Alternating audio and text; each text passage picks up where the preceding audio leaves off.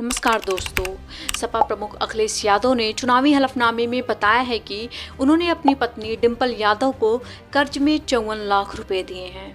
Couple ने कुल 41.88 करोड़ की संपत्ति घोषित की है, जिसमें अखिलेश के पास 26.34 करोड़ की संपत्ति है। कन्नौज लोकसभा सीट से नामांकन दाखिल करने वाले अखिलेश के पास 1.6 लाख की क्रॉकरी भी है। आगे चलते हैं।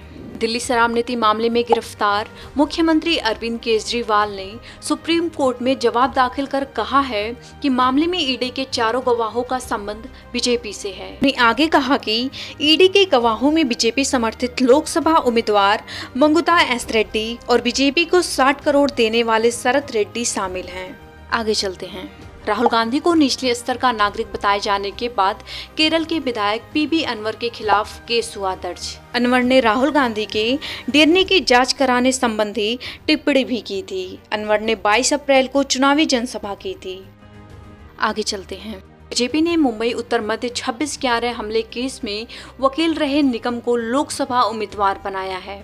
लोकसभा चुनाव 2024 के लिए बीजेपी ने एक नई सूची जारी की है। सूची के मुताबिक बीजेपी ने मुंबई उत्तर मध्य लोकसभा सीट से मौजूदा सांसद पूनम महाजन की जगह 26/11 हमला केस में सरकारी वकील रहे उज्जवल देवराव निकम को अपना उम्मीदवार बनाया है।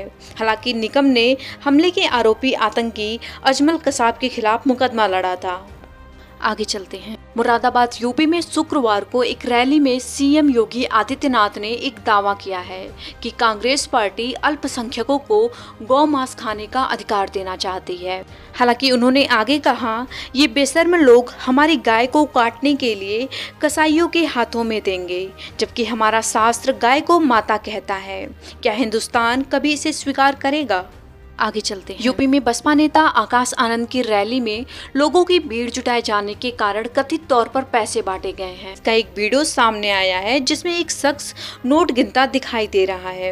हालांकि पुलिस ने मामले में एक बसपा नेता समेत 3 नामजद और अज्ञात लोगों के खिलाफ मुकदमा दर्ज किया है। आगे चलते हैं। मीडिया रिपोर्ट्स के मुताबिक पीलीभीत के सांसद वरुण गांधी ने रायबरेली से लोकसभा चुनाव लड़ने का बीजेपी के ऑफर को ठुकरा दिया है। आगे चलते हैं। दिल्ली में मेयर चुनाव टालने का आरोप लगाकर आप नेताओं ने बीजेपी के दफ्तर के बाहर किया प्रदर्शन। हालांकि आप नेताओं ने आरोप लगाया है कि उपराज्यपाल बीके सक्सेना ने बीजेपी के कहने पर चुनाव टाला है। गौरतलब है, पीठासीन अधिकारी की नियुक्ति न होने के चलते चुनाव टल गया था। आगे चलते हैं। मुंबई इंडियंस के पूर्व कप्तान रोहित शर्मा ने दिल्ली कैपिटल्स के खिलाफ किसी बल्लेबाज द्वारा सबसे ज्यादा रन बनाने का रिकॉर्ड बनाया है। हालांकि रोहित ने डीसी के खिलाफ 1031 रन बनाए हैं, जबकि आरसीबी के विराट कोहली ने डीसी के खिलाफ 1030 रन बनाए हैं। वहीं रोहित ने डीसी के खिलाफ अब तक 49 छक्के लगाए हैं। आगे चलते हैं। पाकिस्तान में रह रहे सीमा हैदर के पति गुलाम हैदर को कोर्ट ने समन भेजा है। हालांकि उनको 10 जून को भारत बुलाया गया है। आगे चलते हैं।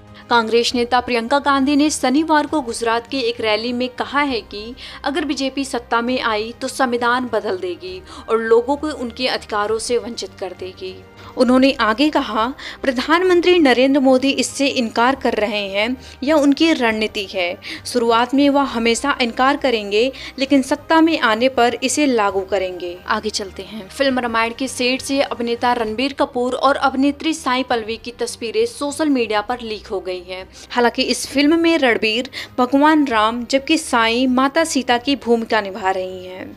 फिल्म में भगवान हनुमान के रोल में सनी देओल और विभीषण के रोल में विजय सेतुपति को कास्ट किए जाने की रिपोर्ट्स हैं। आगे चलते हैं। पीएम नरेंद्र मोदी जी ने देश भर के लोगों का आभार जताया है जिन्होंने आज मतदान किया है।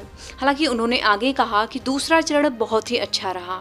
हालांकि पीएम मोदी ने आगे कहा, एनडीए को मिल रहा अद्वितीय समर्थन विपक्ष को और भी निराश करने वाला है। हालांकि मतदाता एनडीए का सुशासन चाहते हैं। आगे चलते हैं। पश्चिम बंगाल की मुख्यमंत्री ममता बनर्जी शनिवार को दुर्गापुर में हेलीकॉप्टर पर चढ़ते समय वो अपना संतुलन खो दी, जिसकी वजह से वो चोटिल हो गईं। हालांकि एक वीडियो भी ऑनलाइन सामने आया है जिसमें ममता हेलीकॉप्टर के अंदर घुसते ही लड़खड़ाकर गिरती हुई देखी जा सकती हैं, जिसके बाद सुरक्षा कर्मियों ने उनकी मदद की। इसके बाद वो आसनसोल के लिए रवाना हो गईं। आगे चलते हैं।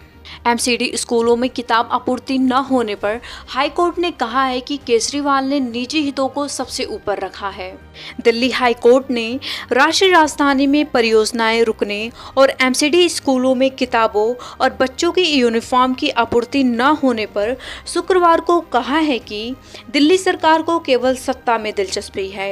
हाईकोर्ट ने दिल्ली सरकार के वकील से कहा है कि हमने कहा है कि राष्ट्रीय हित सर्वोपरि होगा, लेकिन आपके मुवक्किल अरविंद केजरीवाल ने निजी हितों को सबसे ऊपर रखा है। आगे चलते हैं। उत्तराखंड के जंगलों में लगी आग हाईकोर्ट कॉलोनी के पास पहुंच गई है, जिसके बाद सेना को बुलाया गया है। उत्तराखंड वन विभाग के अनुसार प्रदेश में पिछले 24 घंटों के भीतर कुमाऊं क्षेत्र में 26 और गढ़वाल क्षेत्र में 5 जगहों पर जंगल में आग लगने की घटनाएं सामने आईं।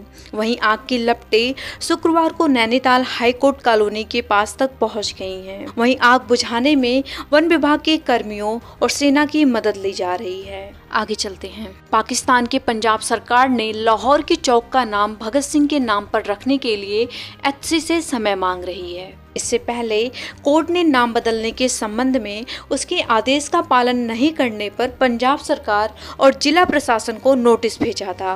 हालांकि भगत सिंह को लाहौर में फांसी दी गई थी। आगे चलते हैं। जौनपुर उत्तर प्रदेश जेल में बंद पूर्व सांसद धनंजय सिंह को बरेली जेल में शिफ्ट किया जा रहा है। उन्हें शनिवार सुबह एम्बुलेंस से बरेली के लिए रवाना कर दिया गया। हालांकि रिपोर्ट है कि धनंजय की अपनी सजा पर रोक लगाए जाने और अंतिम फैसले तक जमानत पर रिहा करने की याचिका पर इलाहाबाद हाई कोर्ट आज अपना फैसला सुना सकता है। तो दोस्तों, आशा करती हूँ ये सारी अपडेट आपको पसंद आई होगी। अगर पसंद आई हो तो लाइक एंड सब्सक्राइब जरूर करिएगा। मिलती हूँ आपसे अगले वीडियो में, तब तक के लिए धन्यवाद।